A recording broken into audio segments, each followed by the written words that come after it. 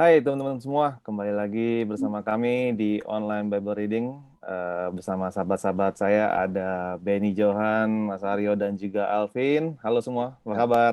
Hai Halo, semuanya, selamat Baik, malam. selamat malam. malam. Senang bisa jumpa lagi nih, kita belajar bareng-bareng lagi. Juga teman-teman semua, semoga selalu dalam keadaan baik. Juga tetap berjaga-jaga, keep on fire dalam mencari kebenaran firman Tuhan, haus Ya, akan firman Tuhan selalu. Dan bangun hubungan dengan Tuhan. Karena kita tahu juga sekarang sudah semakin gelap ya. Kalau Ben kemarin tadi sampaikan ya, kita udah ya, menjalani apa namanya masa-masa yang paling gelap nih kayaknya, lebih gelap ya, lagi dari yang sebelum-sebelumnya gitu. Tapi jadi ya ya, kita butuh semakin sebagai anak Tuhan butuh semakin bersinar justru di antara gelap ini. ya. Amin. Oh, oke. Tadi mungkin hari ini kita masuk ke bab baru ada di Roma. Mungkin Ya. Koben tadi mau jelasin dulu latar belakang tentang apa Roma ini, jemaat di Roma. Oke, Koben. hari ini kita baru ya, jadi Yes. semangatnya naikin lagi nih. Wah, gitu ya. Ini kita Yang masuk paling ke penting katanya. ya kitab Roma gitu. Dan penulisnya masih sama, Paulus ya, gitu.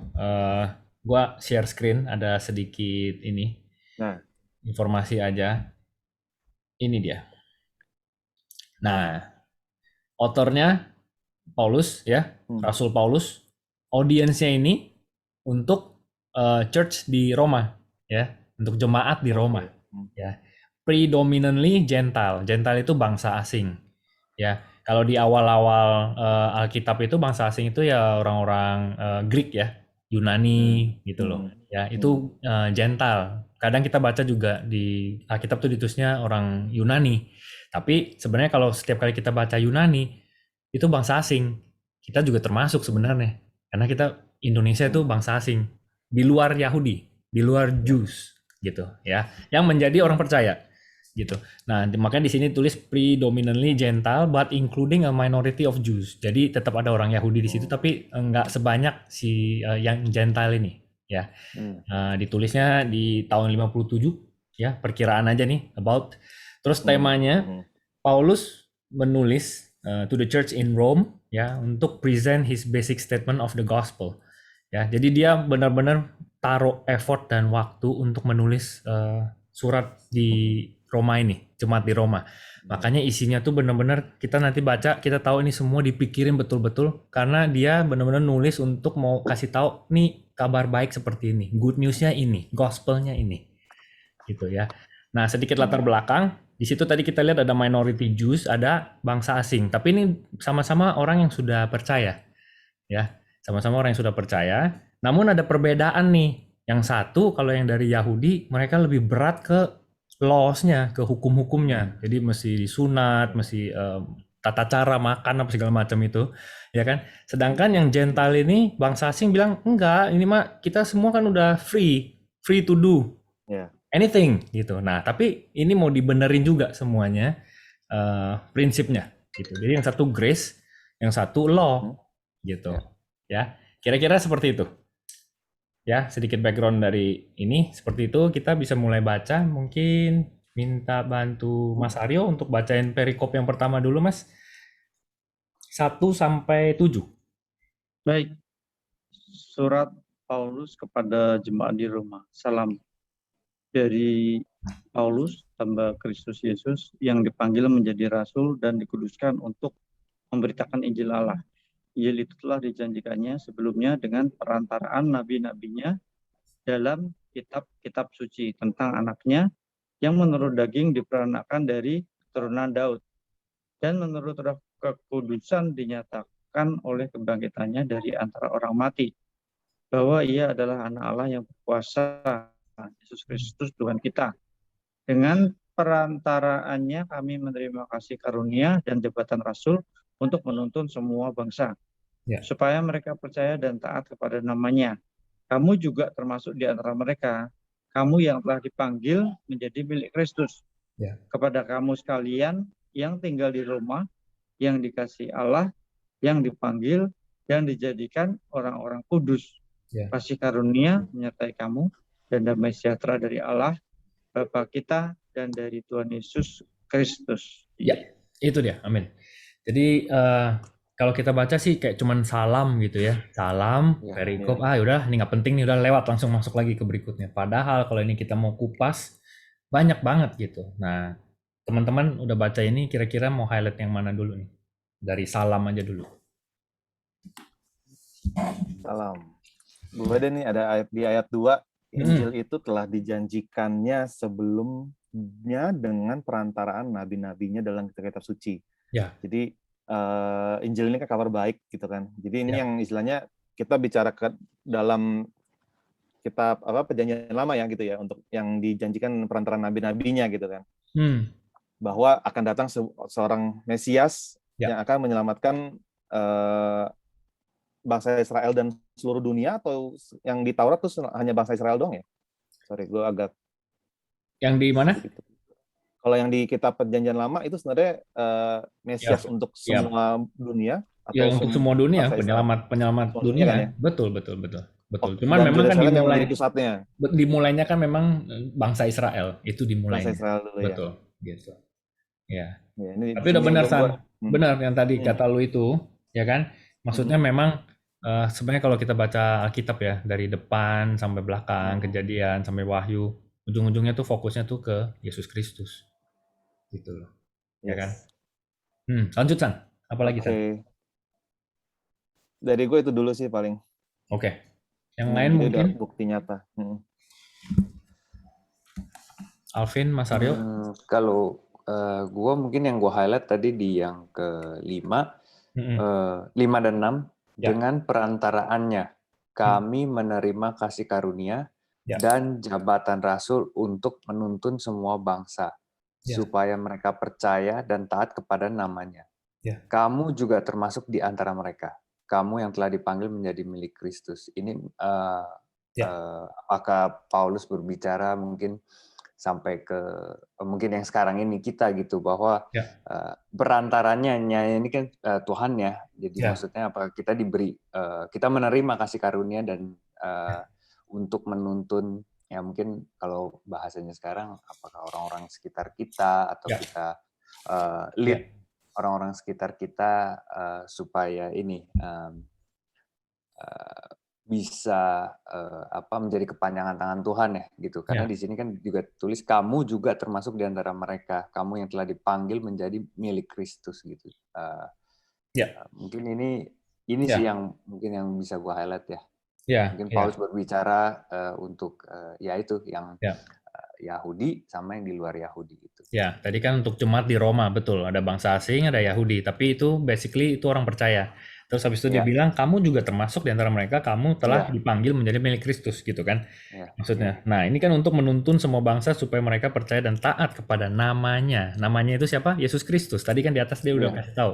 Ya, terus pertanyaannya Alvin, apakah kita termasuk? Sudah pasti. Ya, jawabannya sudah pasti karena itu adalah amanat agung yang ada di Matius.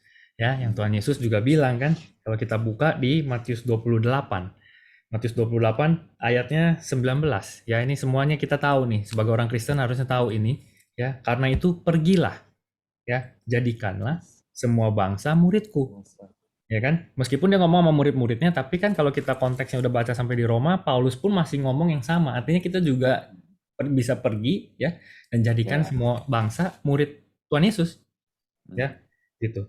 Ya, dan baptislah mereka dalam nama Bapa dan Anak dan Roh Kudus, dan ajarlah mereka melakukan segala sesuatu yang telah kuperintahkan kepadamu.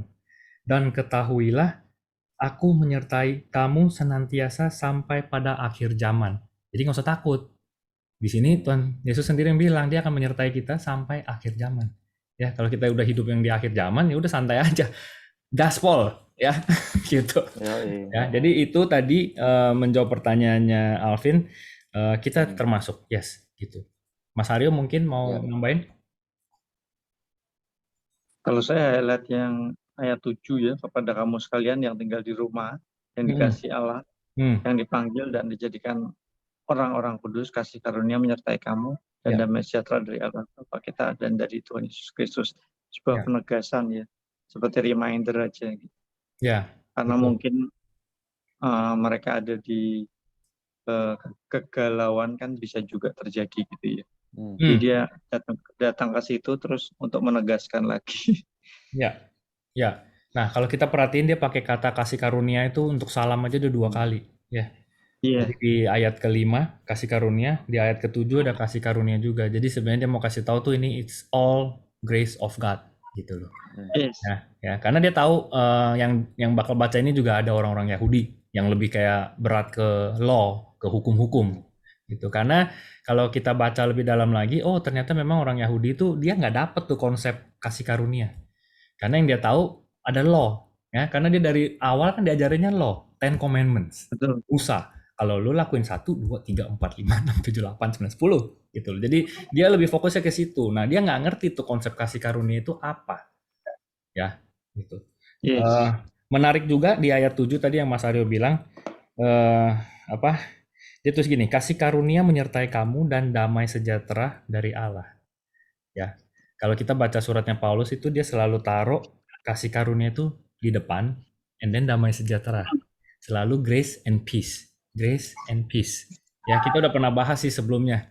Ya, tentang grace, charis, ya, sama peace, shalom. Gitu. Karena dia ada 2 kan audiensnya. Si bangsa asing itu orang Greek, ya begitu dengar charis, oh langsung ngerti dia. Oh iya ngerti.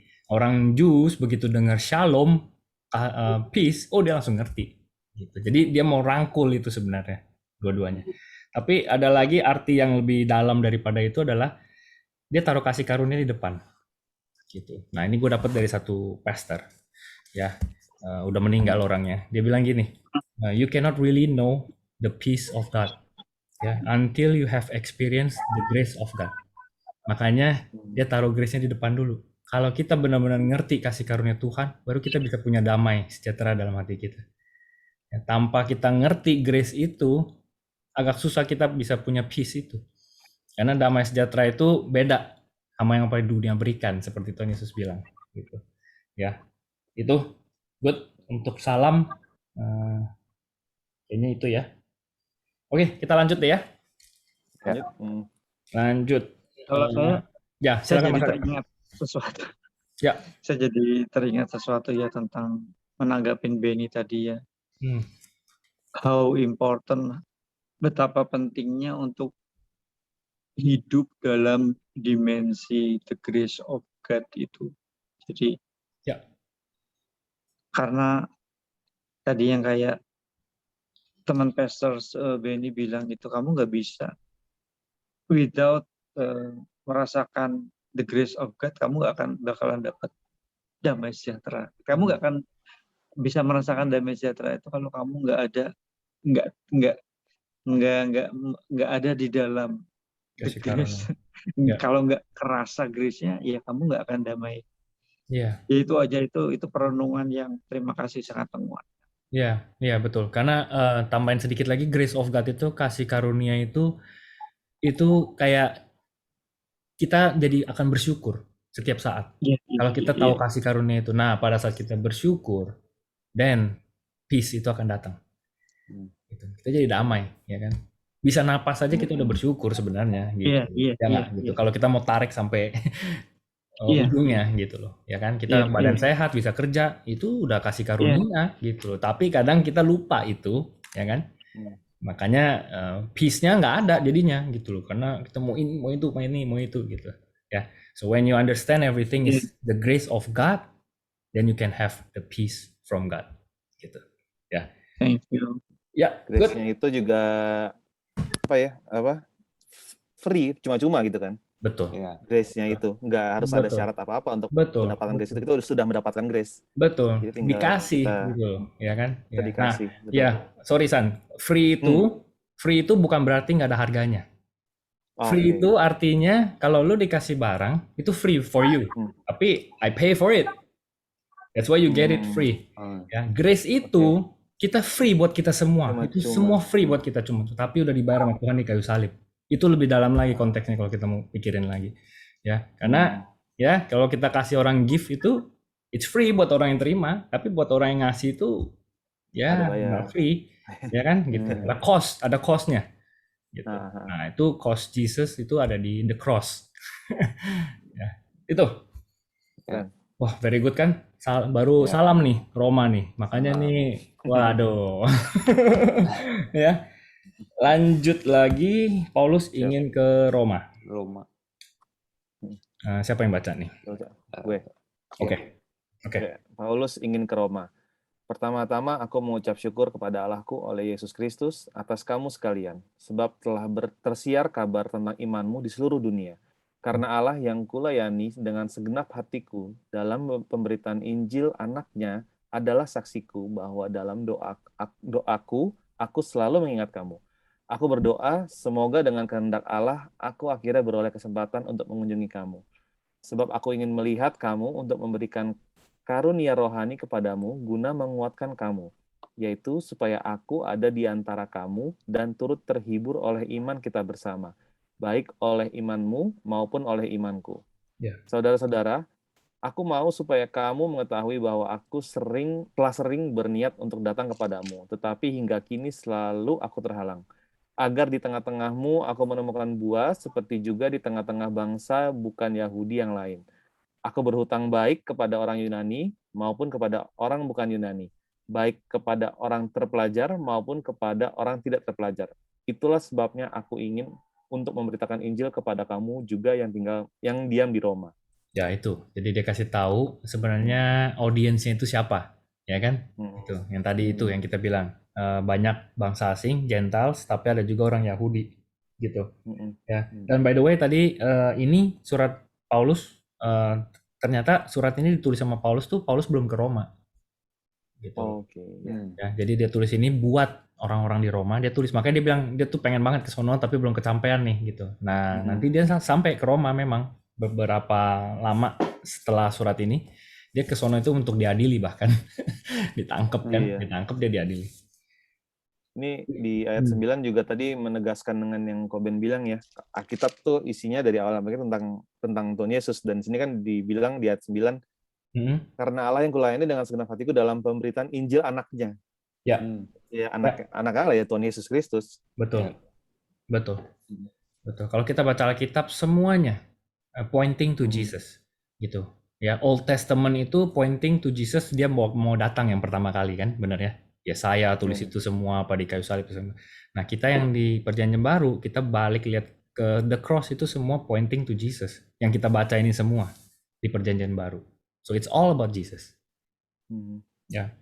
Terus apa lagi?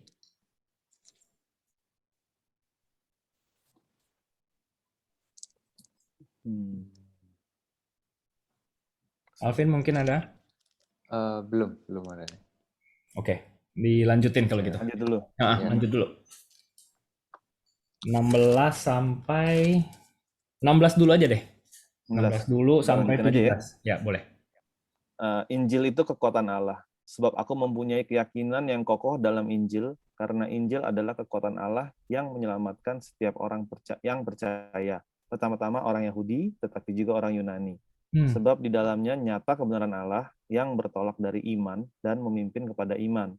Seperti ada tertulis, orang benar akan hidup oleh iman. Amin. Ya, itu San, yang tadi sebenarnya pertanyaan yang di awal tadi itu, ini dijawab di sini. Ya kan? Menyelamatkan setiap orang yang percaya. Pertama-tama orang Yahudi, tetapi juga orang Yunani.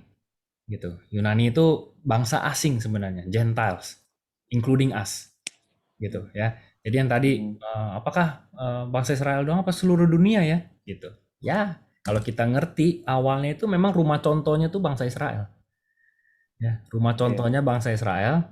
Mas Aryo pasti ngerti nih kalau bangun-bangun rumah nih. Satu dulu, ini dek sama tuh gitu. Nah, apa yang semua yang terjadi di bangsa Israel, kita sebagai manusia kita bisa relate gitu. Ya kan, mulai dari cerita yang Laut Merah, ya kan, itu kita relate tuh dengan pengalaman hidup kita yang tadinya kita mungkin masih berdosa, kita masih terikat akan sesuatu, kecanduan sesuatu, ya kan, dilepas, ya kan, dibawa keluar dari Mesir berarti kan gitu. Ya, dibawa keluar dari Mesir. Ya, terus Tuhan ngedumel, ya kan, misalkan komplain gitu. Ya, jadi relate. Nah, itu rumah contohnya tuh bangsa Israel. Makanya kita baca Perjanjian Lama kita bisa ngerti, oh iya ya.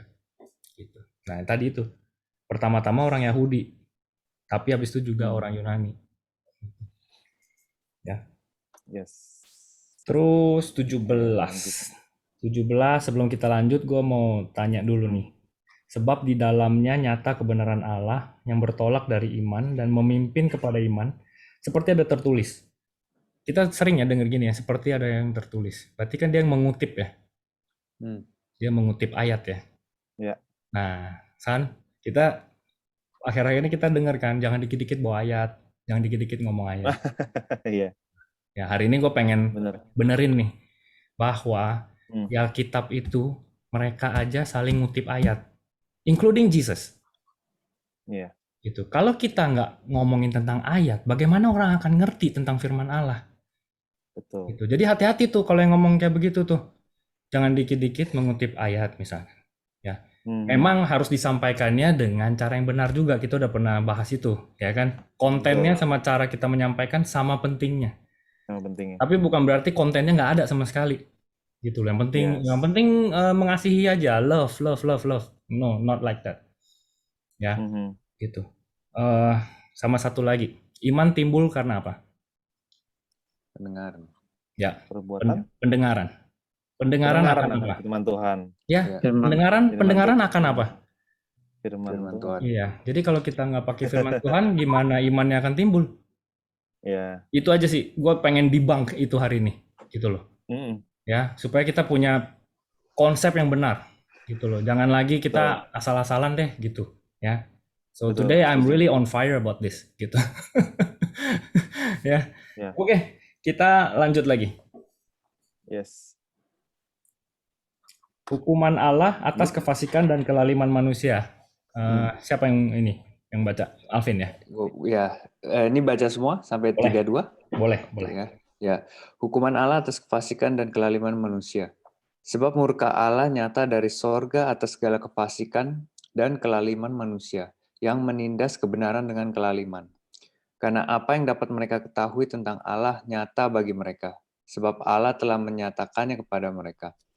Sebab apa yang tidak nampak daripadanya, yaitu kekuatannya yang kekal dan keilahiannya, dapat nampak pada pikiran dari karyanya sejak dunia diciptakan, sehingga mereka tidak dapat berdalih. Sebab sekalipun mereka mengenal Allah, mereka tidak memuliakan Dia sebagai Allah atau mengucap syukur kepadanya. Sebaliknya, pikiran mereka menjadi sia-sia, dan hati mereka yang bodoh menjadi gelap. Mereka berbuat seolah-olah mereka penuh hikmat, tetapi mereka telah menjadi bodoh. Mereka menggantikan kemuliaan Allah yang tidak fana dengan gambaran yang mirip dengan manusia yang fana. Burung-burung, binatang-binatang yang berkaki empat, atau binatang-binatang yang menjalar. Karena itu Allah menyerahkan mereka kepada keinginan hati mereka akan kecemaran, sehingga mereka saling mencemarkan tubuh mereka. Sebab mereka menggantikan kebenaran Allah dengan dusta, dan memuja dan menyembah makhluk dengan melupakan penciptanya yang harus dipuji selama-lamanya. Amin. Karena itu Allah menyerahkan mereka kepada hawa nafsu yang memalukan, sebab istri-istri mereka menggantikan persetubuhan yang wajar dengan yang tak wajar.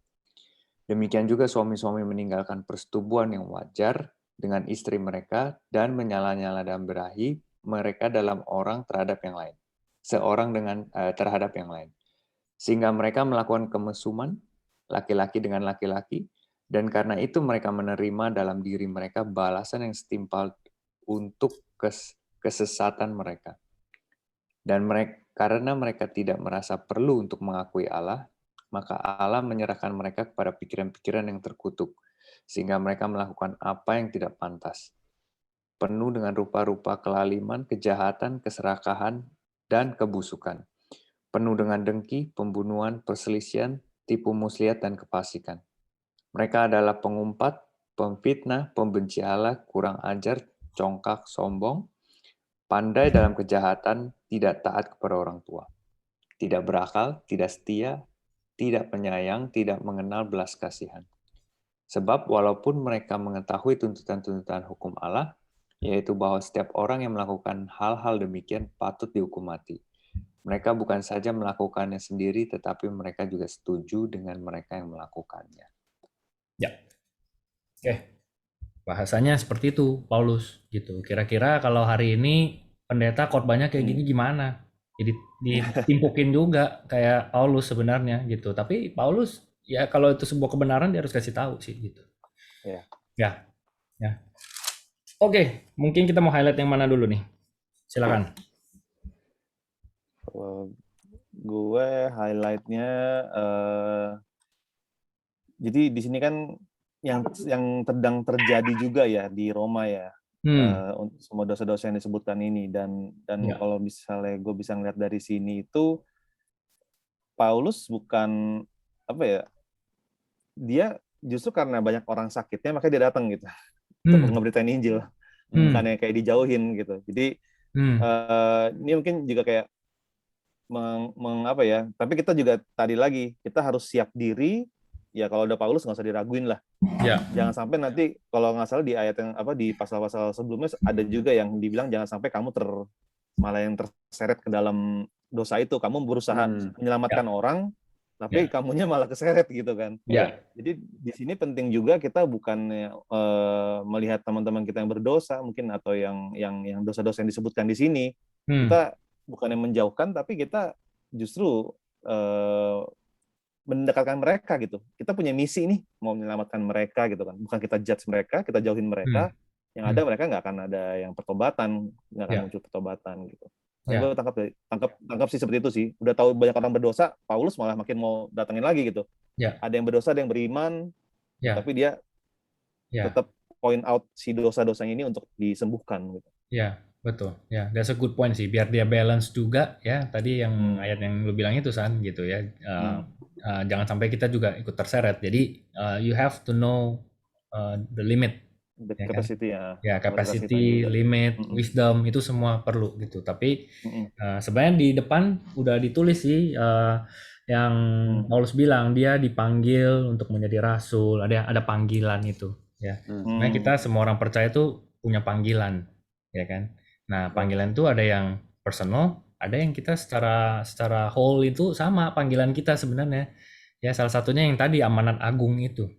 Ya kan, pergilah ya kan, jadikanlah semua bangsa muridku gitu. Ya, panggilan yang lain lagi itu mengasihi Tuhan, mengasihi sesama. Kan itu, it's all about that ya kan. Cuma ada 2 hukum terutama kata Tuhan kan. Gitu. Ya, mengasihi Tuhan, mengasihi sesama. Nah, tadi itu kita mau reach out, ya kasih itu masih ada. Gitu. Dan dibilang semua hukum Taurat terangkum dalam hukum utama itu kan. Betul. Nah, itu tadi panggilan kita tuh sama nih. Misalnya let's say ini whole-nya segini panggilannya. Ini kita berempat di sini punya panggilan yang sama ini. Tapi di dalam ini kita di dalamnya itu punya panggilan pribadi yang beda-beda. Ya kan? Misalkan ada yang jadi karyawan, ada yang jadi bos, ada yang jadi pelajar, ada yang jadi istri, bapak, ibu, semua kan perannya beda-beda. Nah, itu yang personal gitu. Tapi intinya tetap secara bulatan besarnya nih sama sebenarnya. Gitu. Ya. Yes. Apa lagi? Mas Aryo? Alvin? Belum ada dari gue. Ya, 21 ini menarik. Sebab sekalipun mereka mengenal Allah, mereka tidak memuliakan Dia sebagai Allah atau mengucap syukur kepadanya. Ya. Nah, kalau nggak bisa mengucap syukur itu karena belum merasakan kasih karunia itu yang tadi kita bahas di depan. Ya, karena kalau merasakan kasih karunia, kita pasti penuh dengan ucapan syukur. Gitu. Terus ini sebaliknya pikiran mereka menjadi sia-sia dan hati mereka menjadi bodoh, yang bodoh menjadi gelap. Ya, intinya ini. Sebenarnya kalau lihat dari nature aja udah tahu ya, gitu. Ada power, ada satu being lah, gitu kan, bahasa dunianya kan begitu. Tapi buat kita itu Tuhan, gitu. Ya. Ini ayat 24 sama 26 nih ada 2 kata yang sama nih. Karena itu Allah menyerahkan mereka kepada keinginan hati yang pertama, kedua kepada hawa nafsu. Di sini gue ada highlight juga, Tuhan tuh udah menetapkan kita untuk selamat menerima kasih karunia tadi ya, melalui Yesus Kristus gitu kan. Tapi kita kan juga sebagai manusia punya tadi kebebasan untuk punya free will lah kalau kita sering dengar gitu kan, untuk mengambil apapun keputusan kita gitu.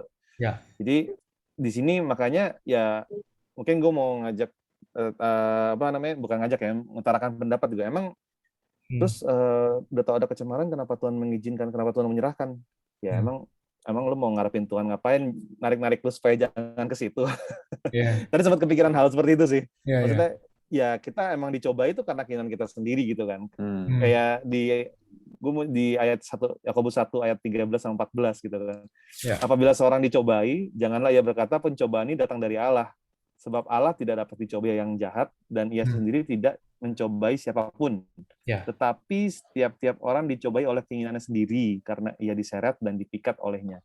Jadi di sini nyambung banget nih. Ya Allah menyerahkan mereka kepada keinginan kita sendiri gitu.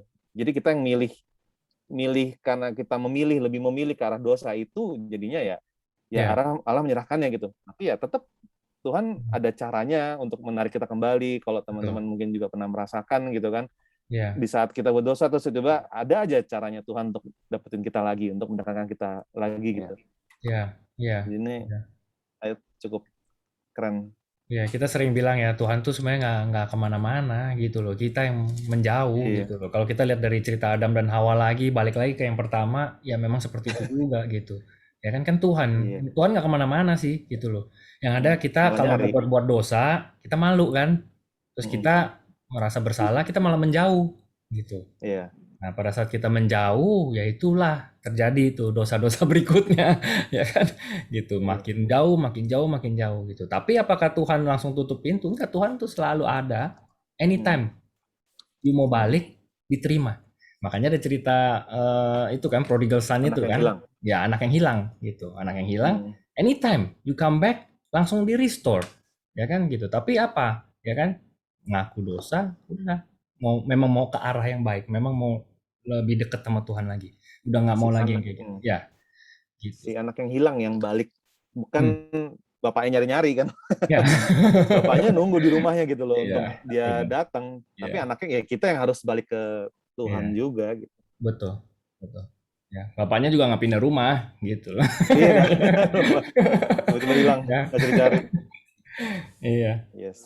Apalagi lu sempat kepikiran juga, mungkin mau nambahin sedikit yang tadi Kirsan tadi ada sempat sharing yang cobaan itu gitu. Tadi sempat kepikiran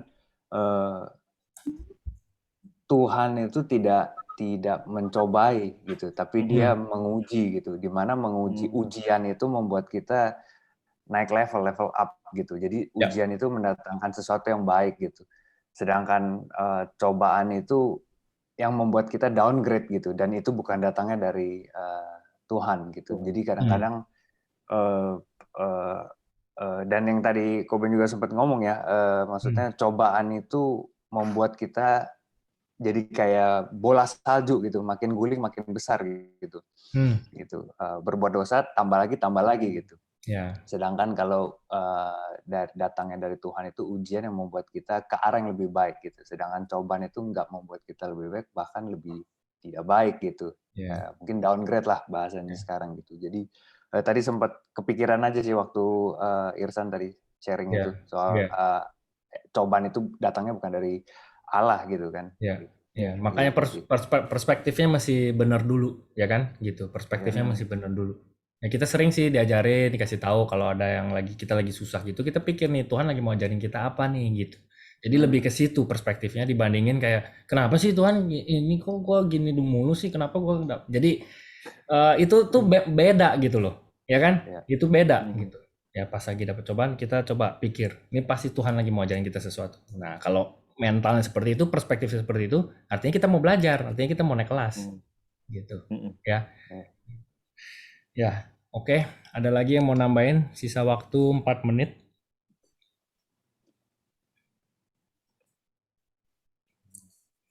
Jadi gue udah sih. Cukup ya. Oke, jadi si Roma chapter 1 ini sebenarnya Paulus tuh tulis tuh all humanity is trapped in sin gitu. Dan makanya dia kasih lihat tuh dosa-dosanya. Jadi sebenarnya kita manusia ini semuanya berdosa kan gitu.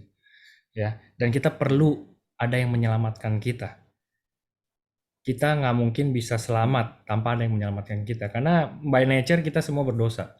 Ya, kayak kita punya anak aja, tuh anak nggak usah diajarin untuk ngelakuin sesuatu yang salah atau nyebelin, dia akan tiba-tiba melakukan sesuatu yang jahat gitu. Ya istilahnya tanda kutip, meskipun anak kecil ya gitu. Nggak perlu diajarin kok. Gitu. Justru kita harus ajarin yang benar mulu kan. Gitu. Jadi by nature seperti itu. Nah, Paulus tulis Roma ini dia mulainya kayak gitu dulu. Karena dia mau mengarahkan bahwa nanti kita perlu penyelamat. Nah, nanti kita sambil kita berjalan baca, kita akan dapat the whole context of the book of Roman ini. Gitu, ya. Yes. Oke, kira-kira gitu. Thank you semuanya. Minggu depan kita lanjut lagi chapter 2. Yes. Thank you Irsan, Mas Aryo, Alvin. Thank you. Ya, thank you teman-teman yang udah dengerin. Udah mulai lagi nih kita di yang baru ya. Terus konsisten, sama-sama kita belajar ya. Kita mau menuju sesuatu yang lebih baik lagi. Karena tadi konsepnya kita harus punya perspektif mau belajar. Gitu. Ya. Ya. So thank you. Good night. Selamat beristirahat. Tuhan Yesus memberkati. God bless. Thank you. God bless. Selamat Bye-bye. malam.